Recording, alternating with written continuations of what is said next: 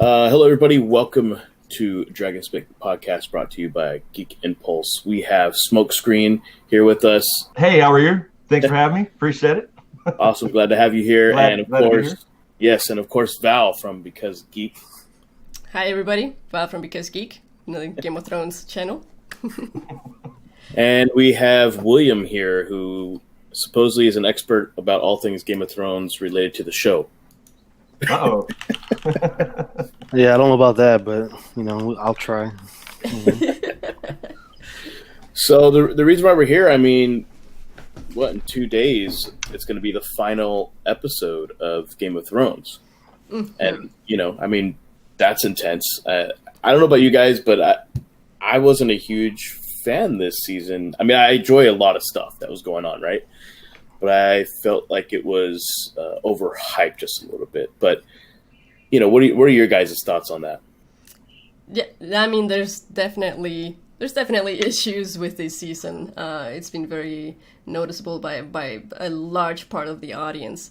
And mainly the part of the audience that was the most invested into the show, they're the ones who are noticing it the most.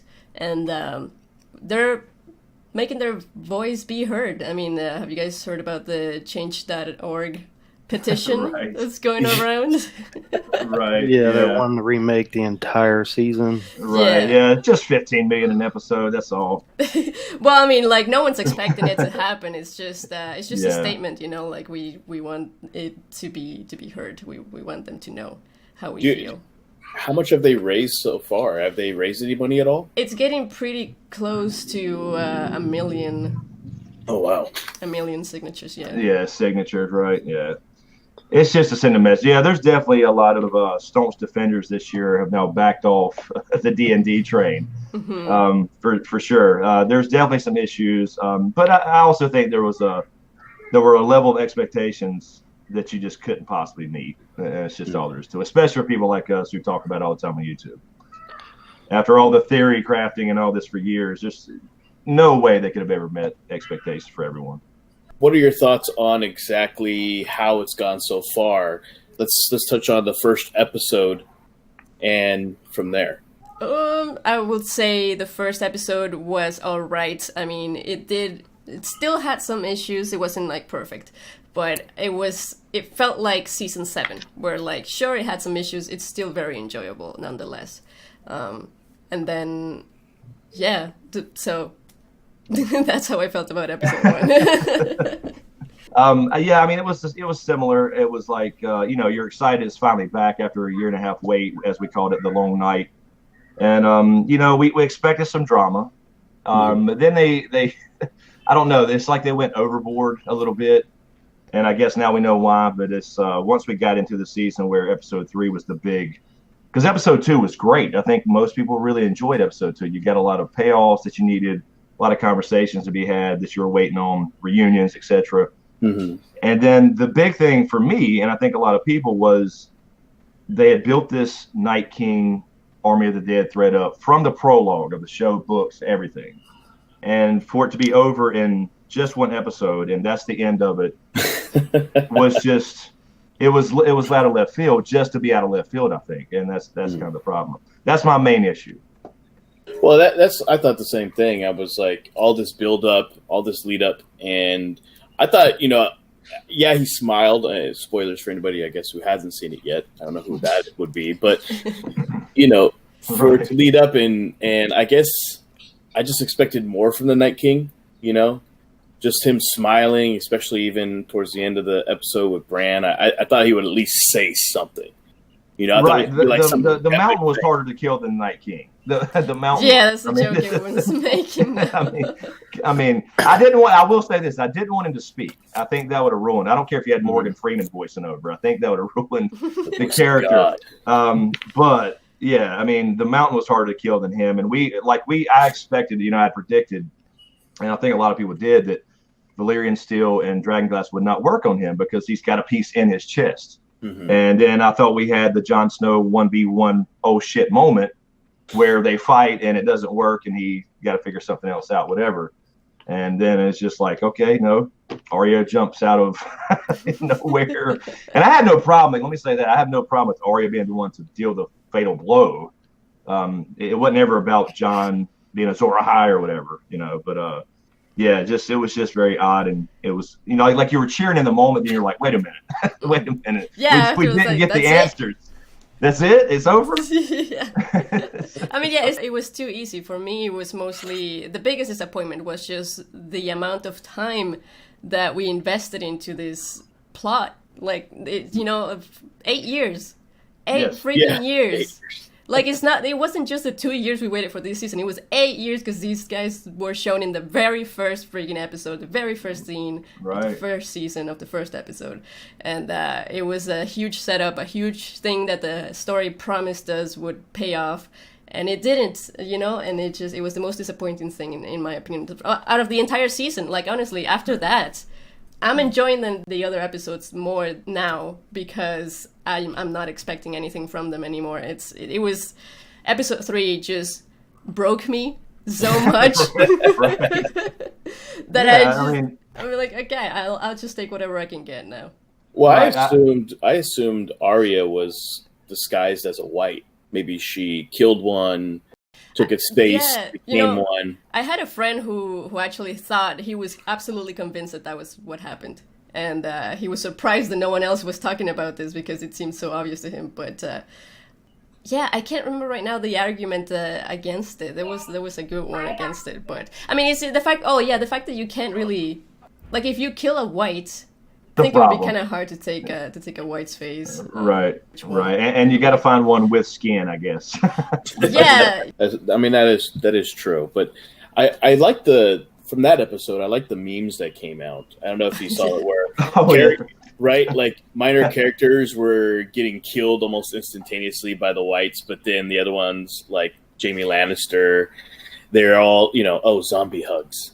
Right, exactly. They're all piling up on them, and they're not dying, but yet other characters just. The memes have been priceless this year. I will say that. That is the best way to cope. Definitely. Exactly. I know, William. What do you think? I mean, as far as the third episode goes, or throughout the entire season, I felt like it was building up where the Night King was going to be more tougher than what it was, but I didn't think it was that big of a deal because, in my opinion, it was a whole build-up throughout the entire series of the Night King and everything else. But he's not really the main person. It was Cersei to begin with because she's the one who's been trying to take the throne the entire time. So I assumed that they were going to have it where it was going to be something worse than what it was in this past episode. Because to me, there was pretty much nothing. They pretty much got wiped out. Cersei didn't even have a wildfire trick up her sleeve. Yeah, I expected that. Although you did see some green flames going up in the city. Yeah, but I anticipated, like, if anybody was going to kill the people in King's Landing, it was going to be her. Like, she was going to sacrifice her people with wildfire just to protect the throne. Herself. Yeah. I expected something like that too. But and then when I started seeing the wildfire come up, I was like, "Oh, this is going to be it." But no, it's just because Daenerys is going nuts, and she's the one. No, yeah, that's a really good point because that's what everyone expected from Cersei. Cersei's the type of person of, like, if I can't have it, no one else can have it. So when she was, if she knew there was a chance for her to lose, which she should have known, she should have had that backup plan of, like, self-destruction type of thing. And yeah, I definitely expected that from Cersei. So it was really underwhelming to see her not do anything and just stand there and cry.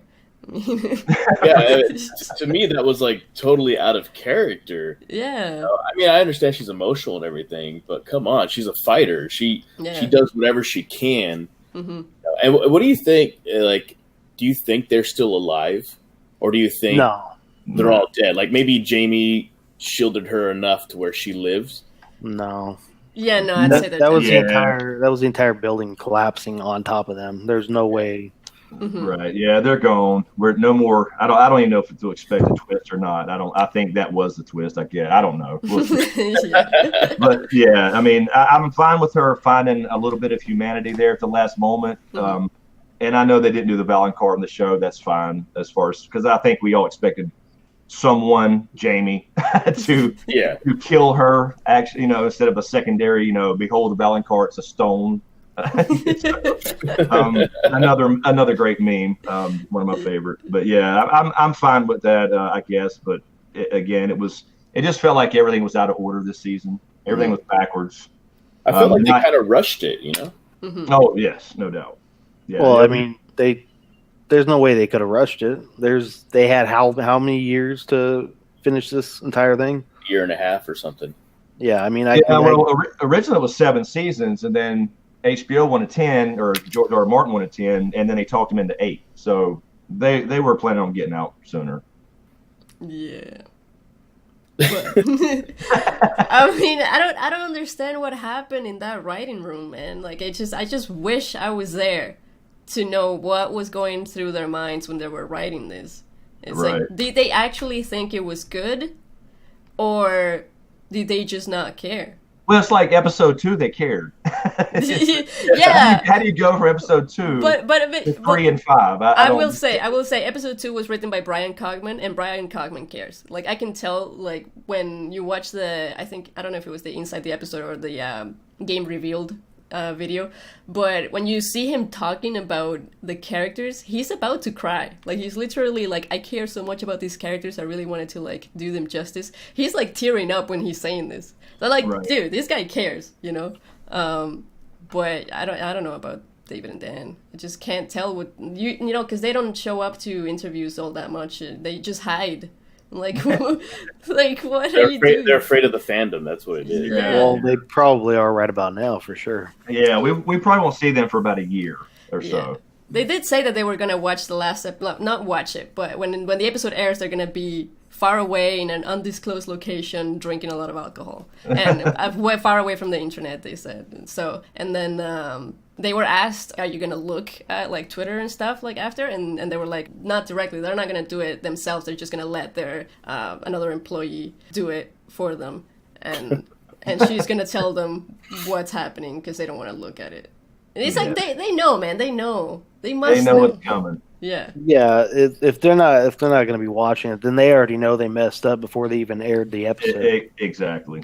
They already know. I mean, it's like you said with the petition and all that. I mean, it's the most hyped and now the most hated ever. I mean, broke all the records for viewership and broke all the records for ratings as far as being the lowest rated of all time. Mm-hmm.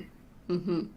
Well, another reason why I have you here too, Val, is because you helped co-author a book, if I'm not mistaken. Is that correct? Right. Yes. Yes, with Chris too. Yes. Yeah. So why don't you guys tell us more about this book? I'd love to hear about it. I'll let you start, Chris. Okay. Yeah. We were contacted by another fellow YouTuber and decided to get together with several other YouTubers, and I believe we have some podcasters and professionals in various fields to talk about the aspect of pop culture. So not about the show itself, but just how it's affected pop culture in different ways. So we all did one chapter apiece, and it's called The Thrones Effect, how Game of Thrones conquered pop culture. Val and I both did one chapter, and mine in particular was about essentially the escapism aspect of fantasy and these kind of big pop culture shows that people delve into. I kind of use the example of my own channel as far as why I started it, to kind of escape into this fantasy world and delve into it. But at the same time, it's really about connecting with other people, because when you have something this deep, like Game of Thrones or whatever it is, you want other people to experience it. So it's like I said in the book, it has an aspect of a social vampirism. You get made, you get turned, and you want to turn other people so they can experience the pain with you, and talk about it. So anyway, in my chapter, that's just kind of a bird's eye view of it. But I use that example of my own example of starting the channel to have a conversation about it, because and my family and friends didn't necessarily watch it. So I go over that kind of stuff and how it's kind of created this awesome community and all that good stuff as well. Mm-hmm. Well, my chapter is about basically what I do on my channel, which is filming news, reporting filming news, and doing sleuthing on those filming news. And I explain how that entire part of the fandom was created, how it started, how it grew, how it changed.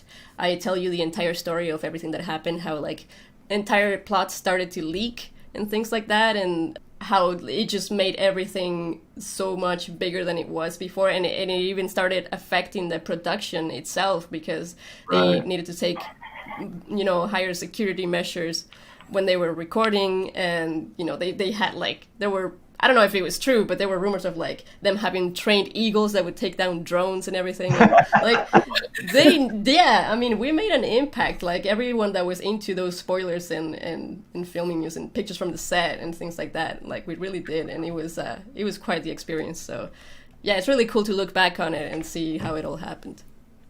Yeah, and that's and I think that's one of the reasons why I started Geek Impulse. And it's not really about me, but I just real quick, the reason being is because we want to preserve pop culture, because a lot of these things were never popular before, and it's just increasingly becoming more popular and mainstream, which could be good or bad. But I think what it's doing is it's allowing more people to do their passion, live by their passion, but also escape into a world that allows them to, feel some type of way when their life maybe is just a little bit too hectic today. And so they come to you, Chris or Val, and you guys go to your guys' YouTube channels and get some escapism, as you said. And for me, that's what I want to do, preserve pop culture indefinitely. And I think that's why I was like, when I heard about this book, I was like, that's cool, because what you're really doing is you're helping to solidify, the last 8 years of Game of Thrones, but really the last 8 years of this growth of pop culture. Yes. So how do you guys feel, whichever one of us talk first, but how do you guys feel about, being a part of that? I mean, this book isn't, unless they burn all books, which we hope they don't, right? So, but you have the video backups. But how do you guys feel about that, where you're really, putting yourselves in pop culture essentially forever? Yeah, just to kind of go off what you're saying, I think it's made it kind of cool to be a nerd. We can tell a nerd or a geek. It used to be like a guilty pleasure if you like fantasy or reading this kind of stuff or whatever. But now it's the mainstream thing because of the community and YouTube channels and bloggers and podcasters, etc. So I think it's opened up a whole new world where people before. I mean, I have specific examples in my life where friends, I don't care about wizards and dragons and shit. It's like, okay, just give it, sit down for 1 hour. And in this case, as far as God itself. But people think it's kind of a cliche thing, I guess, where it's like, nah, I'm not into all that fantasy dragons and magic spells and waving magic wands or whatever it may be. But it's really made it okay. I think it's almost like it's okay now to openly enjoy, this type of fantasy. Yeah, definitely. Well, I mean, like for me, I could have never imagined in 1,000 years that I'd be doing something like this before. Even when I started watching Game of Thrones, I started watching Game of Thrones, obviously when the first season came out, and then it wasn't up until after season 5 that I started thinking of making videos about it. And it started as a hobby, as everyone does, and then it turned into something big. And after that, it was just, the whole experience was unique, once in a lifetime type of thing. And just the feeling of not only having a community to talk to about this stuff, but also having other people who are doing the same thing as you, like other YouTubers. That's like the best friendships that you can make, because you understand each other so well, what you're going through and all that. Oh yeah. And when we went to Con of Thrones and we were all together in person, that was like one of the best things ever for me. And it's just it's a crazy experience and really, really cool. So what are your guys' take on the fandom? I mean, how have you seen it evolve? Where do you think this fandom is going to go now that Game of Thrones is winding down? It's hard to say with this season. Because it's split everybody in half, where it's almost come full circle. It started with books versus show people. I guess you could say book snobs or something, but The people that took pleasure in knowing what was coming, but then they hated the show for whatever reason because it wasn't in the books or whatever. And then now, I don't know, with this season, now even everybody's just saying, was it worth it, this whole thing? Because do we really like tragedies, or do we want a happy ending? Because everybody's always, the George R. R. Martin style is not happy endings, and great characters, but I think it's making people rethink that. Yeah. To say the least. Yeah, definitely. And that makes me wonder, like, has this always been supposed to be a tragedy? Like, is this what we've been setting up to finish with? And yeah, it really makes you question, like, what you've been watching this whole time. Is it, like, it's not impossible to think that it was a tragedy the whole time. Yeah, I mean, they did mention that it was going to be... Bittersweet, yeah, thank you. Right. The ending, which we'll find out on Sunday. What's kind of your predictions for that? What's your take from that? What could really be bittersweet other than Arya and Gendry being on the Iron Throne? I mean, I agree. I don't know how we can get sweet out of it. At this point, I don't know that there's any sweet. I said in the live stream after the show Sunday, that was the only thing I could think of. Maybe where the Hound and Gendry scene, which was a great scene, by the way, where she finally let go of her list, which we thought she did last season. And she maybe goes back home now and says, "You know what, Gendry, I love you." I don't know. I don't know other than that. I mean, there's just nothing good that can come out of this. It's just all going to be bitter. So.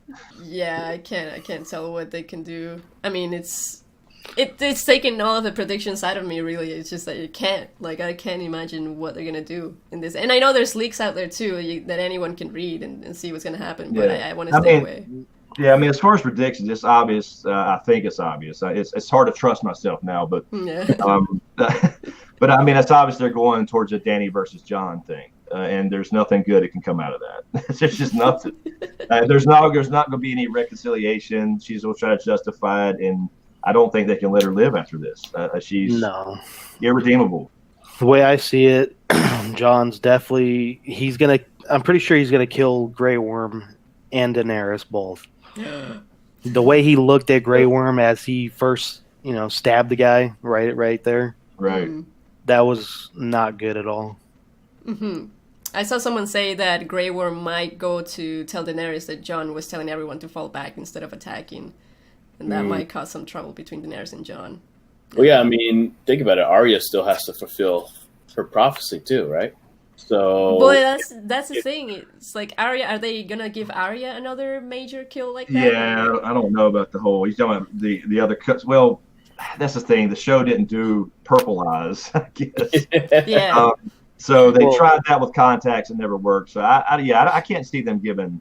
I think it's got to be Jon. I really do. I think because me and Val did prediction videos, and I still believe that is the aspect of.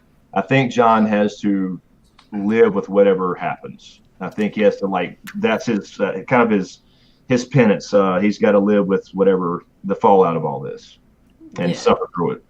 The only thing I don't understand is what are they going to do with Drogon and Dany's army? Because, I mean, they can kill Dany, they can kill Grey Worm, but, how are they going to kill the entire army, I don't know. Are we going to have another battle? I don't think so. Yeah, there's not enough people for that much of a battle. It'd pretty much be Jon and them are wiped out because he has his army wasn't big to begin with. Yeah, exactly. Right. So I don't know how they're going to resolve that.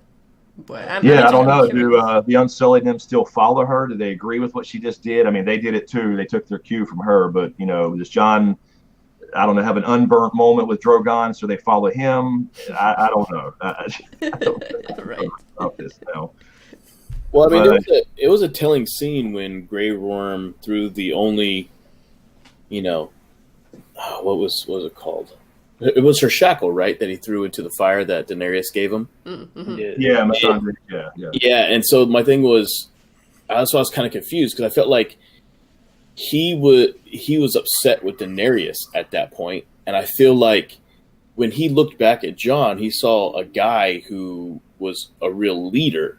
That's how I took it. He's like, but he's not going to stop doing what he's doing. He has to continue to fight on because that's his queen. That's who his orders are supposed to be. But he saw that what it was is that Jon was trying to protect people, which is what the Unsullied believed she was doing at the beginning, when at least she was. But it's come full circle to where now she doesn't even care who it is. She's just going to kill everybody who stands in her way, even innocent people, just so she can get her end goal. And I feel like that's what he did. He looked at Jon and was like, wow, like that's what somebody should really do. Know when to chill for a moment instead of just going all out like a wrecking ball, all Miley Cyrus on everybody. And, that's kind of how I saw it. Yeah. Yeah, it could be, but Grey Worm did have the bloodlust as well, so I think he's lost all hope since Missandei's execution. But the other thing I think that will trigger this Jon versus Dany is, Dany knows Sansa betrayed her, and that's going to be a big thing. Mm-hmm. Jon will be pissed off too about it because she snitched, but she's going to threaten her with death now, fire and blood. So do you think it'll be then like a repeat of Aerys asking for someone's head and then someone else killing him because he asked for someone's head? Like Dany will ask for Sansa's head and then Jon will be like, well, I'm sorry, stab. Yeah, probably. Yeah, similar. I think that's where they're going. I can't see any other way.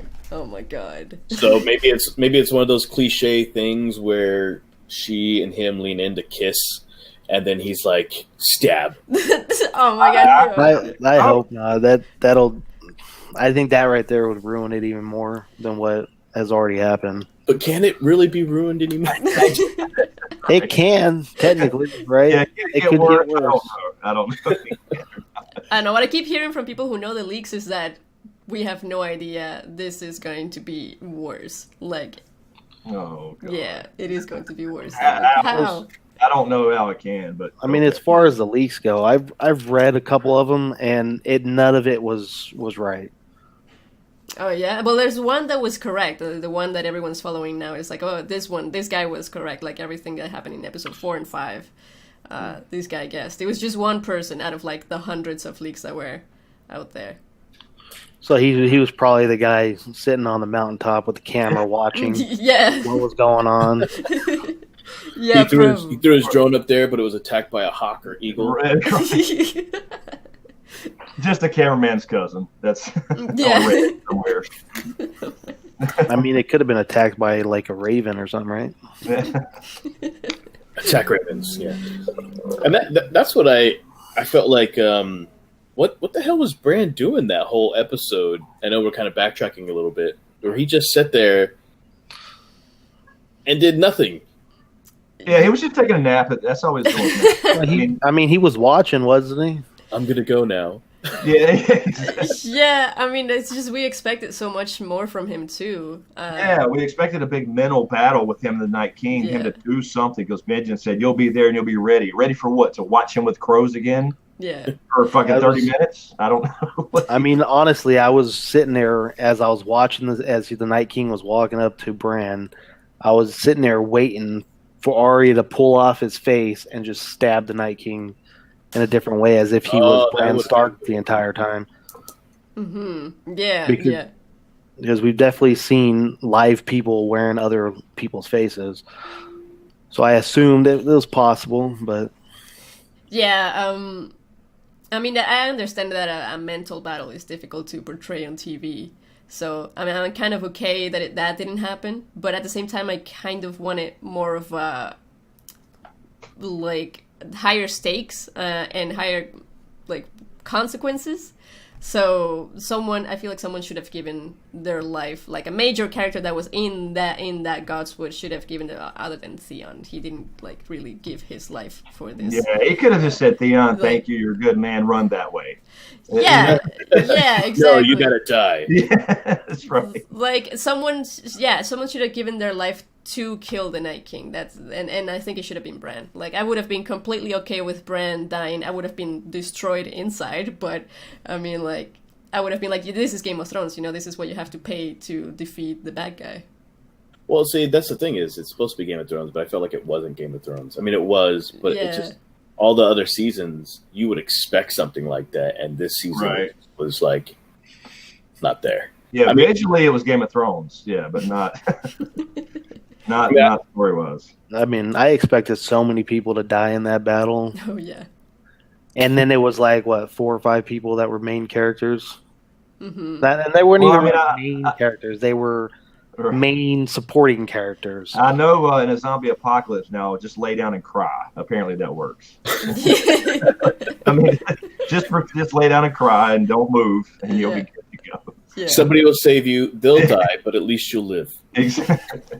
I mean, I hope we see these people again. Like, maybe Sam will see, like, in an epilogue or something. Like, Sam, what is he doing? What is Tormund doing? What is Davos doing? Like, all these people afterwards, not, Bran.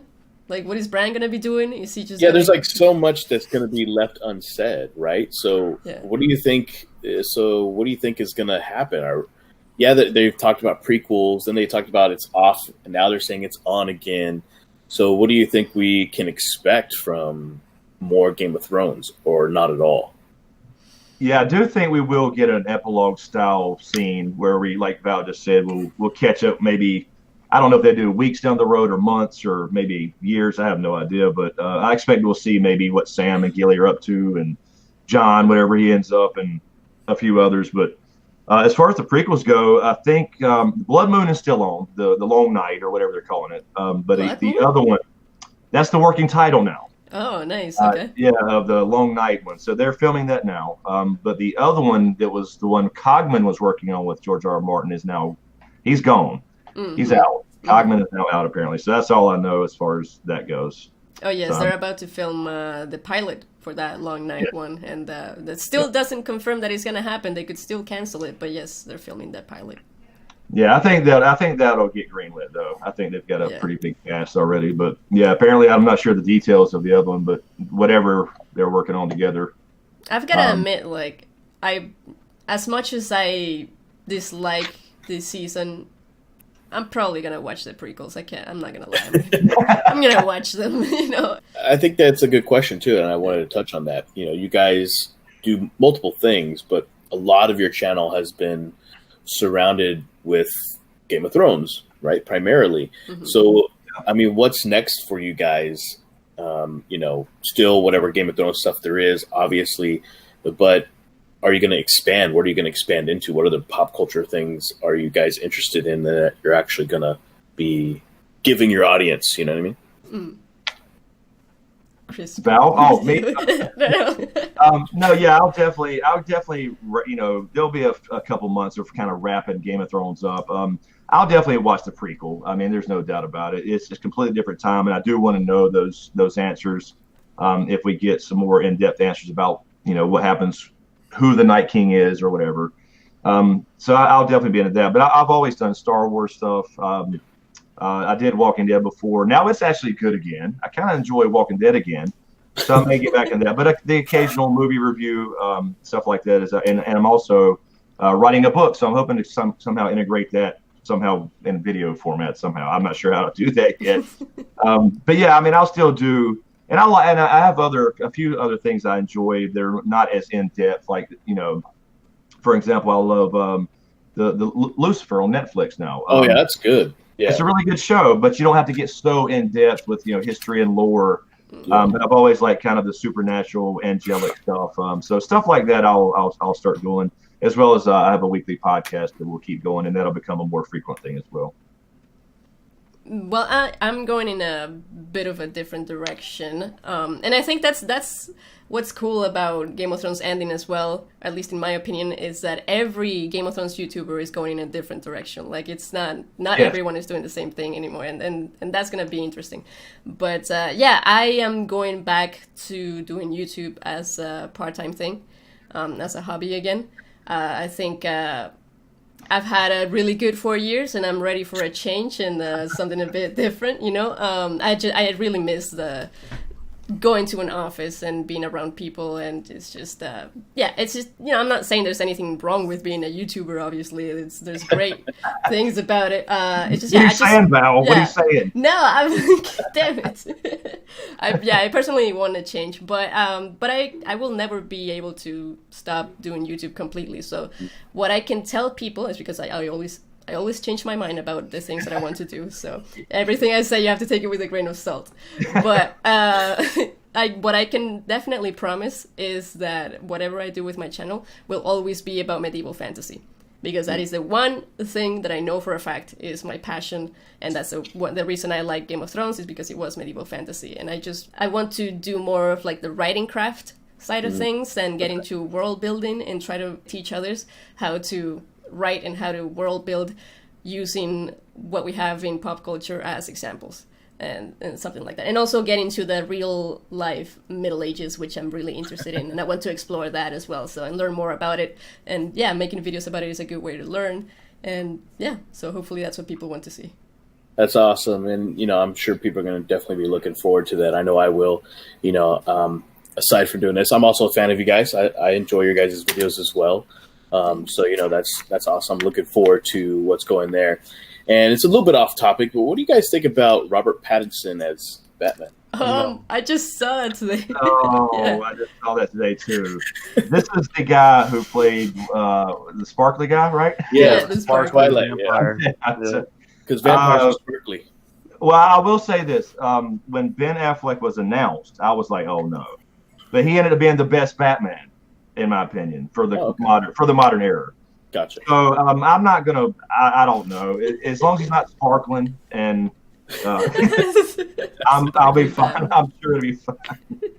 A lot of people question Heath Ledger as well as Joker. I mean, I don't think we question that anymore. So I'll withhold judgment. I'll be okay with it.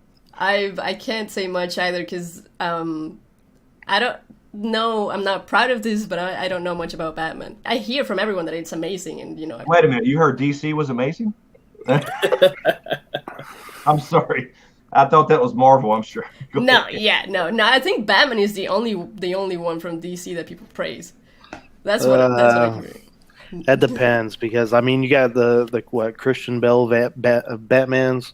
Mm-hmm. Those were not bad at all. Yeah, those are great. They could have been a little better, but obviously. What was it? The Dark Knight Rises? I don't remember. Whatever one Heath Ledger was in was the best one out of all of those. Mm-hmm. Yeah. But as far as the DC movies go, I think the new Supermans were better than most of those. True. Because a lot of people hated Batman versus Superman, which I'm not entirely sure why. I didn't think it was that bad, but I think it was okay. Wonder Woman to me has been the best DC film, in my opinion. I agree. It's been the best. That and Aquaman. The new Aquaman was actually really good. I was very surprised about it. I haven't watched it yet. I thought Aquaman was okay. I agree. Wonder Woman by far the best DC movie. Yeah, Aquaman was okay, but I've never been a huge Aquaman fan. I haven't either. I just don't like sharks with freaking laser beams. I don't know. It's weird. Riding sharks and baby. Exactly. So if you get rid of the seahorses, it'd have been fine. But anyway, it was okay. Oh my god. Awesome. What are you gonna say, Val? No. The only thing I know is that I love Robert Pattinson. You can't take that away from me. Okay. So he might be. You might actually watch this one. Yeah, then. exactly. He might be the first Batman that makes me watch it. Nice. Well, if we can get her into comics, then fine. Great, that would be awesome. I don't want to keep you guys too much longer. I appreciate you guys being here. It's been very awesome. But before we wrap things up, I just want to say, or ask rather, what are some things you want to cover that we haven't, and what questions do you have, if any? All the things that I'm thinking of are gonna start a way big conversation. Nothing to close with. Nothing I can think of. You, Chris? Yeah, I don't think I have anything. No, I enjoyed it. Appreciate you having me on. Really appreciate it. Awesome. Other than that, I guess we'll go ahead and end it there. So thank you guys again for being on and being a part of this and allowing me to have the honor of talking to you guys. Huge thank you to you, Joshua and William. Thank you so much for having us, guys. And this was great, as always. And definitely let's do it again. Cool. All right. Talk to you guys later. Yeah. Thank you. Bye-bye.